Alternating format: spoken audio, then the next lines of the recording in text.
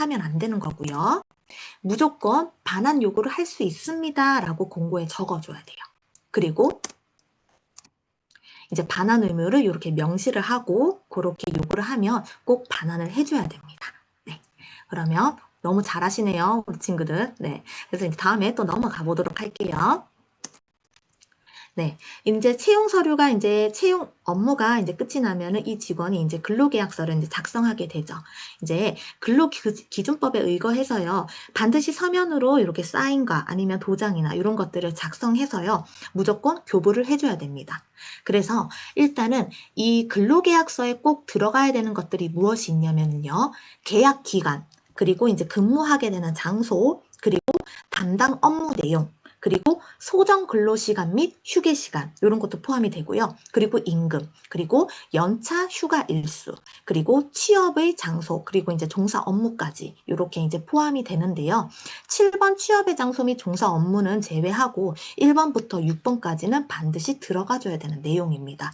특히 소정 근로시간 같은 경우에는요, 나중에 여러분들이 조금 이제 근무를 하고 나면은 조금 더 알게 되는 부분인데요. 뭐 연장 근로수당이라든지 아니면 근무에 포함되는 어떤 임금이라든지 이런 것들을 조금 꼼꼼하게 살펴봐 주실 필요가 있습니다. 그리고 이제 여러분들이 지금은 당장의 취업은 아니더라도 아르바이트나 어떤 인턴 업무를 하게 되잖아요. 그러면은 여러분들도 이렇게 근로계약서를 조금 작성을 하면서 꼼꼼히 눈여겨봐 주시고요. 만약에 이제 부서의 입장이라면 이거를 교부를 하지 않았을 때 이렇게 500만 원 이하의 벌금이 있고 책임이 또 전가되게 됩니다. 그리고 아르바이트라든지 수습기간 이런 것들을 포함한 모든 근로자에게 적용이 되고요. 반드시 그래서 두 부를 작성해 주셔야 됩니다. 그래서 잠깐만요.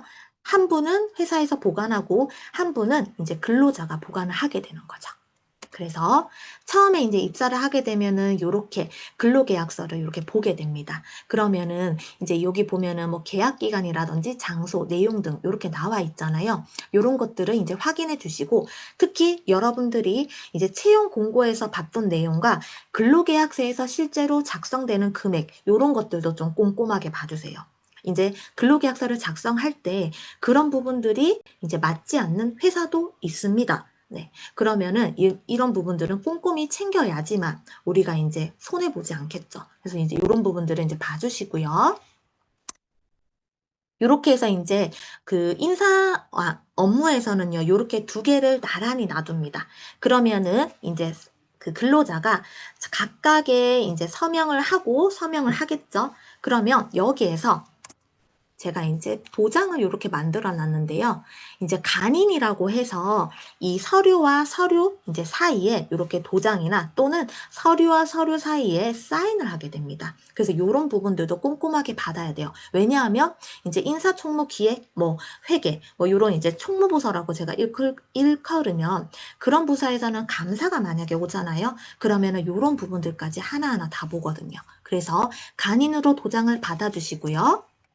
한 분은 회사, 한 분은 이제 근로자분, 요렇게 해서 이제 나눠서 이렇게 갖게 됩니다. 그렇게 이제 업무를 처리하게 되고요.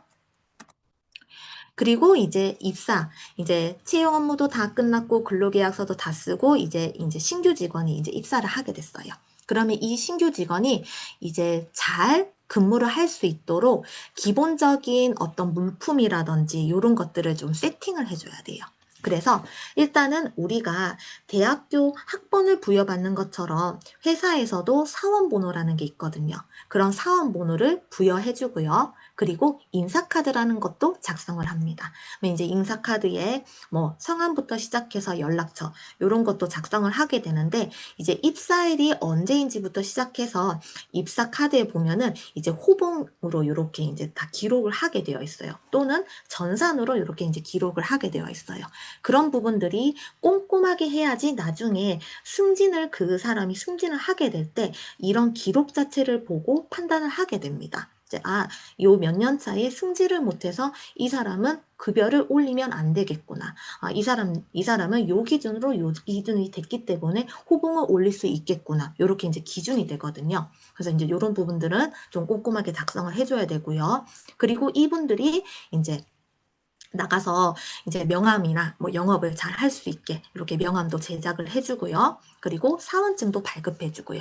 뭐 예를 들어서 저는 이제 은행 같은 곳에 있었으니까 저희는 이제 이렇게 도장 같은 것도 다 찍고 했거든요. 그래서 이제 도장 같은 거라든지 그런 부분들을 이제 꼼꼼하게 이제 챙겨주는 업무를 합니다.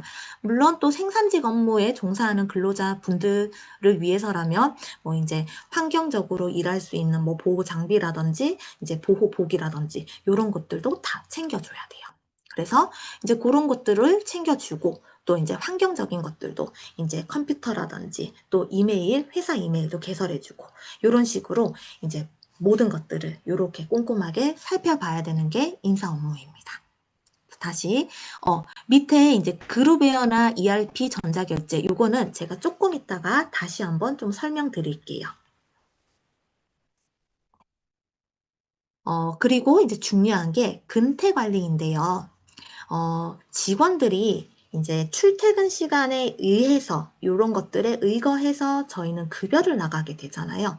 그래서 출근부 관리를 굉장히 잘 해줘야 되는데 사실 출근부 관리를 하게 되면서 갈등이 좀 있어요. 예를 들어서 생산직에 있는 이제 근로자들이 이제 뭐 예를 들어 9시에 출근을 해서 6시에 퇴근한다라고 가정을 해볼게요. 근데 지각을 조금 했는데 이 지각을 미리 통보하지 않고 지각을 하는 경우도 있어요. 그리고 이제 퇴근 시간이 6시인데 6시를